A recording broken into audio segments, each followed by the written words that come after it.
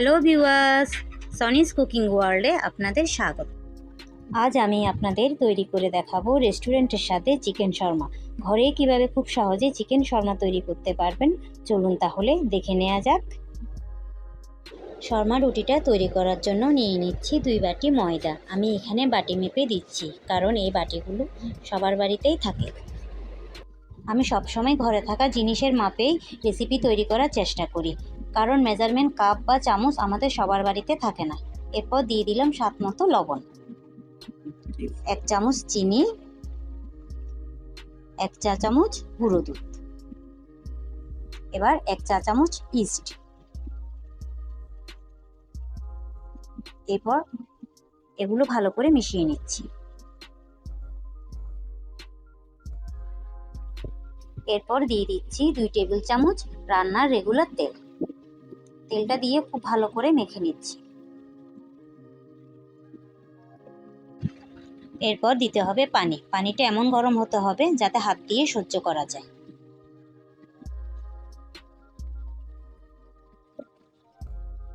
পানিটা এখানে আমি অল্প অল্প করেই দিচ্ছি।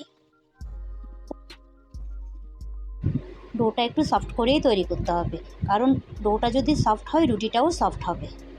এরপর আমি অল্প একটু তেল হাতে মাখিয়ে ডোর মধ্যে মেখে আধা ঘন্টার জন্য রেস্টে রেখে দিচ্ছি। রেস্টে রাখার সময় খেয়াল রাখতে হবে ডোটা যেন একটু গরম জায়গায় থাকে, তাহলে ইস্টটা তাড়াতাড়ি অ্যাক্টিভেট হবে।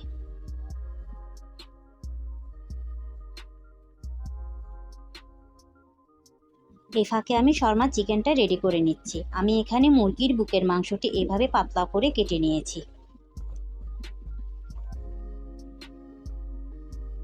এরপর দিচ্ছি 1 চা চামচ রসুন বাটা, 1 চা চামচ আদা বাটা, সামান্য একটু গরম মশলার গুঁড়ি, স্বাদ মতো লবণ, আধা চা চামচ জিরার গুঁড়ো, আধা চা চামচ লাল মরিচের গুঁড়ো, আর 1 চা চামচ সয়া সস, আধা চা চামচ গোলমরিচের গুঁড়ো। এরপর এটা খুব ভালো করে মেখে নিচ্ছি। মেখে নেওয়া হয়ে গেলে আধ ঘন্টার জন্য এটা রেস্টে রেখে দিতে হবে। এই ফাঁকে আমি শর্মা সসটি তৈরি করে নিচ্ছি। সেজন্য এখানে একটি বাটিতে নিয়ে নিচ্ছি মেয়োনিজ। এই মেয়োনিজটা আমার তৈরি করা। এই মেয়োনিজের রেসিপিটা নিচে আমার ডেসক্রিপশনে দেওয়া আছে, আপনারা চাইলে দেখে নিতে পারেন। এরপর দিচ্ছি 2 চা চামচ টক দই,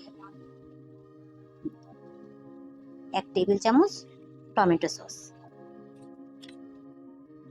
আপনারা যদি দোকানের মেয়োনিজ দিয়ে এই সসটা বানান, তাহলে এখানে সামান্য সরিষা বাটা, গোলমরিচের গুঁড়ো আর সামান্য লেবু রস দিয়ে দিবেন। আমার সসটিতে সব কিছুই দেওয়া আছে, সেজন্য এখানে আর কোনো কিছু দেওয়ার প্রয়োজন নেই, শুধু একটু সসটা মিশিয়ে নিলেই হবে। ইতিমধ্যে আমাদের চিকেনটা ম্যারিনেশন হয়ে গেছে। এবার চিকেনটা ভেজে নেব। তাই গরম প্যানে দিয়ে দিলাম 2 টেবিল চামচ রেগুলার রান্নার তেল। তেলটা এভাবে ছড়িয়ে নিচ্ছি। আমি এখানে হালকা তেলেই ভেজে নেব। রেস্টুরেন্টেও এভাবে মাংসকে পাতলা পাতলা করে আগুনে ঝলসে নেয়। আমার মনে হয় এভাবে যদি ভেজে নেওয়ার পর ছোট ছোট করে কেটে নেওয়া হয়, তাহলে মাংসের জুসিনেসটা অনেকটাই বজায় থাকে। যেহেতু চিকেনটা এখানে পাতলা করে কেটেছি, সেজন্য ভাজতে বেশি সময় লাগবে না। এই পর্যায়ে চুলার আঁচটা একদম মাঝারিতে রাখবেন।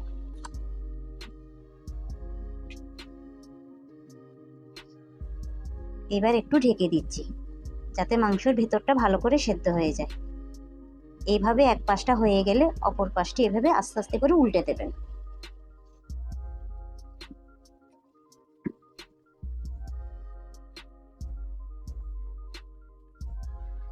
এইভাবে নেড়ে চেড়ে মাংসটা ভাজা ভাজা করে নিতে হবে।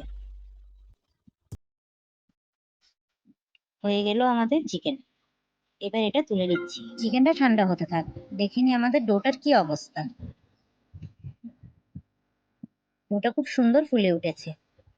এইভাবে চেপে চেপে ডো থেকে বাতাসটা বের করে নিতে হবে।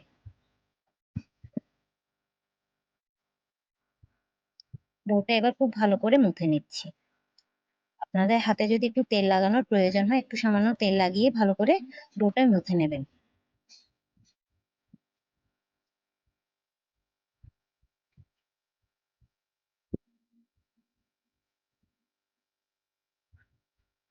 ওটা মোটা হয়ে গেছে, এবার আমি এটাকে 5টি ভাগে ভাগ করে নিচ্ছি।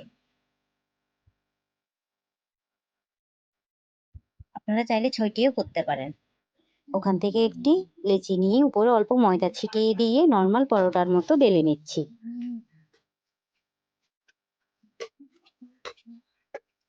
আমি খুব বেশি মোটাও করব না, আবার খুব বেশি পাতলাও করব না, কেননা এটি যখন ছেঁকে নিব তখন অনেকটা মোটা হয়ে যাবে ফুলে। দেখে নিন রুটিটার পুরুত্ব।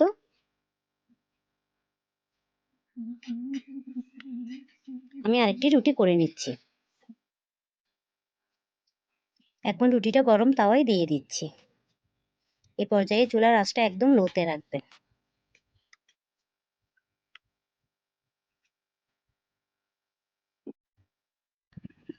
এভাবে উল্টে পাল্টে আমাদের রুটিটা করে নিচ্ছি।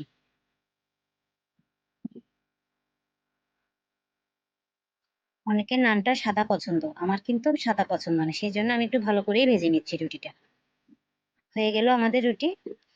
এভাবে আমি আরেকটি সাদা রুটি করে দেখাচ্ছি আপনাদের। এখন চুলার আঁচটা একদম ছোট রাখবেন। দেখুন এই নানটা কিন্তু একদম সাদা হচ্ছে। হয়ে গেল আমাদের সাদা নানটা।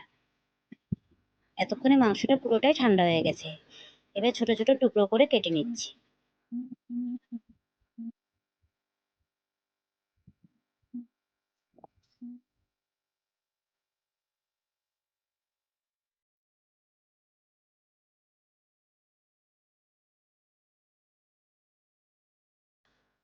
আমাদের মাংসটা কুচি করা হয়ে গেছে। এবার এটা একটি বাটিতে নিয়ে নিচ্ছি। এরপর এতে দিয়ে দিচ্ছি আমাদের তৈরি করা সেই মেয়োনিজটা। এরপর দিয়ে দিলাম সামান্য গাজর কুচি। এরপর দিলাম সামান্য শসা কুচি। আপনারা এখানে চাইলে টমেটোও দিতে পারেন। এরপর এটা ভালো করে মিক্স করে নিচ্ছি। এরপর রুটিটা একটি প্লেটের মধ্যে বিছিয়ে এর উপরে দিয়ে দিচ্ছি মাংসের ফিলিংটা। আপনারা নিজেদের পছন্দ মতো কম বেশি মাংসের ফিলিংটা দিয়ে দিতে পারেন। এরপর এটা এভাবে ভাঁজ করে নিচ্ছি। এটা আটকে থাকার জন্য আপনারা ফয়েল পেপার ব্যবহার করতে পারেন। আমার কাছে কিন্তু ফয়েল পেপার ছিল না, সেজন্য আমি এটা টুথপিক দিয়ে আটকে দিচ্ছি। হয়ে গেল আমাদের চিকেন শর্মা। আমি এভাবে আরেকটি করে নিচ্ছি। তো হয়ে গেল একদম রেস্টুরেন্টের স্বাদে সবার প্রিয় চিকেন শর্মা। আপনারা এভাবে একবার বাড়িতে তৈরি করে দেখবেন, আশা করি নিরাশ হবেন না। তো আশা করছি আমার ভিডিওটা আপনাদের ভালো লেগেছে। তাহলে আজকের মতো আমি এখানেই বিদায় নিচ্ছি। ধন্যবাদ।